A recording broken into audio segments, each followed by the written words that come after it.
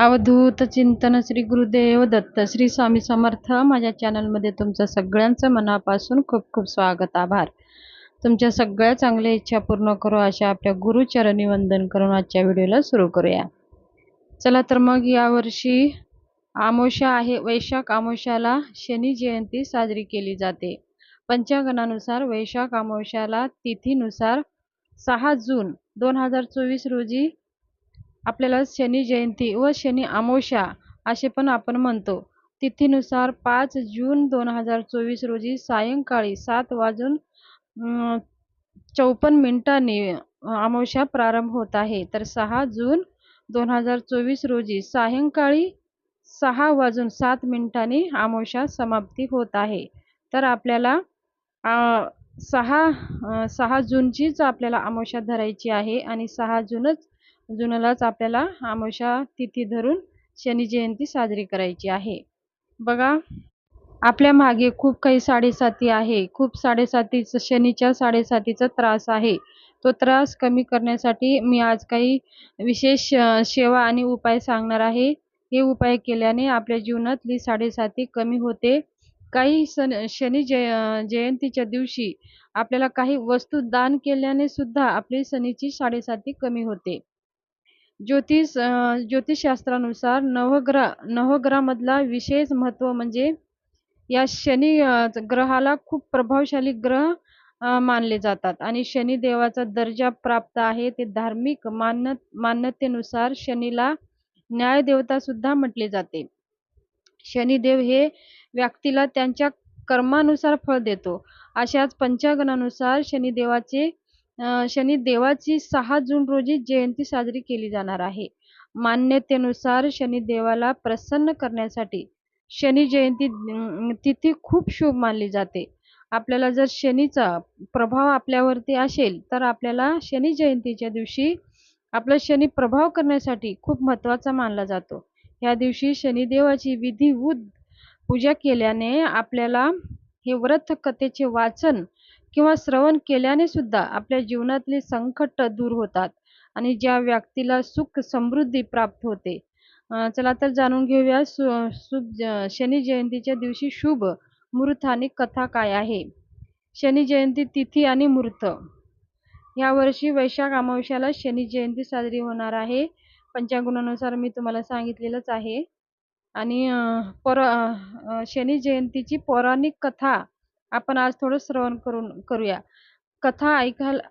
शनी महाराजांची कथा ऐकल्याने सुद्धा आपल्याला आपले जे काही शनीचे दोष आहेत, जे काही शनीची साडेसाती आहे ते सुद्धा कमी होते. कथेनुसार सूर्यदेवाचा विवाह दक्ष राजाची कन्या संज्ञाशी झाला होता. सूर्यदेवाला मनु, यमराज आणि यमुना ही 3 मुले होती. सूर्याच्या तेजामुळे होणाऱ्या त्रासाबद्दल एकदा संज्ञाने तिचे वडील दक्ष याला सांगितले, पण राजा दक्षने आपल्या मुलीच्या बोलण्याकडे लक्ष दिले नाही आणि सांगितले की तू सूर्यदेवाची अर्धांगिनी आहेस. आणि वडिलांचे ते बोलणे ऐकल्यावर संज्ञाने तिच्या तपश्चर्याचे बळावर स्वतःची छाया प्रगट केली आणि तिला सुवर्ण असे नाव दिले. आणि त्यानंतर संज्ञा तपश्चर्याने निघून गेली आणि छाया सूर्यदेवाकडे राहिली.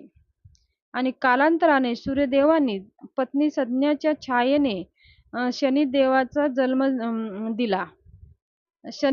जन्म दिला आणि शनिदेवाचा रंग अतिशय गडद कृष्णवर्ण होता. आणि परंतु जेव्हा सूर्यदेवाला हे कळाले की सुवर्ण म्हणजे छाया ही आपली पत्नी नव्हे, तेव्हा सूर्यदेवाने शनिदेवाला आपला पुत्र मानण्यास नकार दिला. त्यामुळे शनिदेव क्रोधित झाले आणि त्यांची दृष्टी सूर्यदेवावर पडली आणि शनीची दृष्टी पडताच सूर्यदेव काळे झाले आणि जगात अंधार पसरला. या त्रासाने सूर्यदेवाने महादेवांचे आश्रय घेतला. तेव्हा महादेवाने सूर्यदेवाला छाया म्हणजे सुवर्णाची क्षमा मागण्यास सांगितले. महादेवाने सांगितल्याप्रमाणेच त्याने सूर्यदेवाने छायाची माफी मागितली आणि सूर्यदेव शनीच्या कोपापासून मुक्त झाले. अशा प्रकारे या शनिदेवाचा जन्माची कहाणी आहे. तर आपल्याला ही कहाणी जरी ऐकले तरीही आपल्या शनीच्या दोषापासून आपण मुक्त होतो. तर आपण ह्या दिवशी काय-काय उपाय करायचे आहेत ते आपण जाणून घेऊया. आणि दान कोणकोणते द्यायचे ह्याच्यामुळे सुद्धा आपल्या दोषापासून आपण मुक्त होऊ शकतो. शनी जयंतीच्या दिवशी सकाळी लवकर उठून स्नान करून उपासना करावी. तसेच या दिवशी बूट किंवा चप्पल आणि छत्री हे दान करा. म्हणजे आपल्या मान्यतेनुसार ह्या वस्तू दान केल्याने शनिदेव प्रसन्न होतात आणि शनिदेवाची कृपा आपल्याला लाभते. शनी जयंतीच्या दिवशी काळ्या रंगाच्या कापडावर कापूर बांधून टेरेसवर किंवा दारावर लटकून ठेवल्याने सूर्यदेवानंतर हा कापूर जाळून टाकावा आणि ज्योतिषशास्त्रानुसार अत्यंत प्रभावी असा हा उपाय आहे आणि ह्या उपायाने कुंडलीतला शनी दोष दूर होतो. थोडं काळ्या कपड्यामध्ये कापूर बांधून दरवाजाला लटकून ठेवायचं आहे आणि ते संध्याकाळी जाळून टाकायचं आहे. कावळा ज्योतिषशास्त्रानुसार कावळा शनिदेवाचे वाहन आहे. यामुळे शनी जयंतीच्या दिवशी कावळ्याला पोळी किंवा इतर पदार्थ खाऊ घातल्याने आपल्यावर शनिदेवाची विशेष कृपा राहते आणि तसेच शनिदोष दूर होतो. ह्या छोट्या-छोट्या उपाय आहेत, पण आपल्या जीवनामध्ये ह्यांचं खूप सकारात्मक आपल्यावरती परिणाम पडत असतो. शनी जयंतीच्या दिवशी शनी मंदिरात आपल्याला आवर्जून जायचं आहे.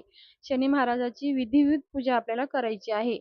शक्यतो शनी जयंतीच्या दिवशी पुरुषांनी मंदिरात जाऊन पूजा केल्याने आपल्या सगळ्या परिवाराचं रक्षण होतं आणि आपल्या सगळ्या परिवारातला आपल्या कुंडलीतलं जो शनी दोष आहे ते नाहीसा होतो आणि कमी होतो. शनी जयंतीच्या दिवशी आपल्याला शनी महाराजाला समोर मोहरीच्या तेलाचा दिवा लावायचा आहे आणि त्या तेलामध्ये आपल्याला थोडेसे काळे तीळ घालून मिसळून ते दिवा लावायचा आहे. असे केल्याने आपल्याला शनी दोषापासून मुक्ती भेटते. तसेच शनी जयंतीच्या दिवशी आपल्या घरामध्ये एका मातीच्या दिव्यामध्ये मोहरीचे तेल आणि काळे तीळ घालून आपण आपल्या घरातल्या वास्तुदोष आणि कुंडलीतला जो शनी दोष आहे ते मुक्त व्हावं म्हणून ते दिवा आपल्याला तुळशीजवळ लावायचा आहे. असे केल्याने सुद्धा आपला शनी दोष कमी होतो आणि घरातले जे काही वास्तुदोष आहे तो नाहीसा होतो. अत्यंत महत्त्वपूर्ण हा उपाय आहे. हे शनी जयंतीच्या दिवशी तुम्हाला शनी दोषाचा खूप त्रास होत असेल, तुमच्या कुंडलीमध्ये शनी दोषामुळे आपल्याला प्रत्येक संकटाला समोर जावे लागते, तर हे उपाय अत्यंत प्रभावी आहे. शनी महाराज ज्यांच्यावर त्यांची दृष्टी पडली तर ते राजाचा रंकही बनू शकतात आणि रंकाचा राजाही बनू शकतात. एवढी त्यांच्या दृष्टीमध्ये ताकद आहे आणि शनी महाराज जे वाईट कर्म करणाऱ्यालाच दंड देतात आणि शनी महाराज जे चांगले कर्म करणारे आहेत त्यांना न्याय देतात. हे न्याय करणारे देवता आहेत. म्हणून जेवढे शनी देव आपण त्यांच्या वाईट नजरेनं पाहतो, पण ते चांगले सुद्धा तेवढेच आहेत. तर ही छोटीशी माहिती शेअर करायची होती. माहिती कशी वाटली? आवडली असेल तर सबस्क्राईब, लाईक, शेअर जरूर करा. धन्यवाद.